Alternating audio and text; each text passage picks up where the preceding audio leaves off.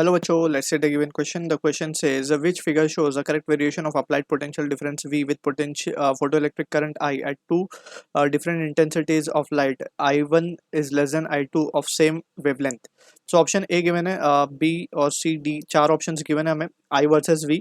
Basically हमें stopping potential के versus हमें ग्राफ बनाना है करंट का. ठीक है. सो यहाँ पे फॉर दिस क्वेश्चन जो की concept we can write is the concept of Einstein's photoelectric equation. Einstein's photoelectric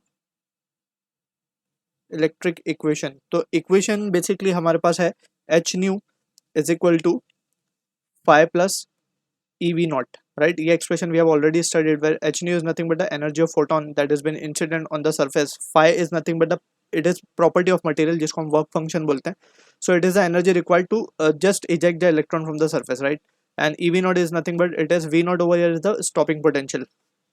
सो यहाँ पे अगर हम क्वेश्चन को देखें ध्यान से तो हमें बोला गया वेवलेंथ सेम है, सेम वेवलेंथ. तो पहले तो हम इस एक्सप्रेशन को इन टर्म्स ऑफ वेवलेंथ लिखते हैं. तो it will be h c by lambda and minus of phi the whole divided by e. तो ये हमें वी नॉट देगा.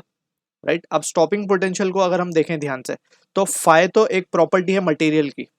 ई again is a charge on electron basically. तो ये दो चीजें फिक्स है. H again is fixed, c is again fixed. तो ये वी नॉट लैम्डा पे डिपेंड कर रहा है सीधा सीधा. ठीक है. अब लैम्डा क्योंकि क्वेश्चन में हमें वेवलेंथ सेम बोला गया है, ठीक है ना, हमें वेवलेंथ सेम बोला गया है तो वेवलेंथ सेम है यानी कि स्टॉपिंग पोटेंशियल भी सेम होगा. Since lambda is same so this implies potential stopping potential is same. तो ऑप्शन में अगर हम देखें तो स्टॉपिंग पोटेंशियल अगर कहीं अलग अलग गिवन है तो उसको हम डिस्कार्ड कर देंगे, जैसे ये और यहाँ पे भी हम देख सकते हैं stopping potential minimum negative potential that is given to anode. Right, तो हम देख सकते हैं नेगेटिव पोटेंशियल की बात हो रही है जो हम एनोड को देते हैं so as to stop the fastest moving electron. तो इस तरीके से हम इसको डिफाइन कर सकते हैं स्टॉपिंग पोटेंशियल को. तो यहाँ पे हम देख सकते हैं नेगेटिव पोटेंशियल दो जगह गिवन है, ऑप्शन ए में भी, बी में भी दो जगह गिवन है, सी में भी एक यहाँ गिवन है और एक ओरिजिन पे गिवन है. तो स्ट्रेट अवे हम बोल सकते हैं option C should be the correct answer. But हम अभी तो हमने सिर्फ स्टॉपिंग पोटेंशियल के बारे में बात की है. अब हम बात कर लेते हैं करंट के बारे में भी. इंटेंसिटी पे जो है बेसिकली स्टॉपिंग पोटेंशियल डिपेंड नहीं करता बट फोटो करंट या फिर सैचुरेशन करंट डिपेंड करता है.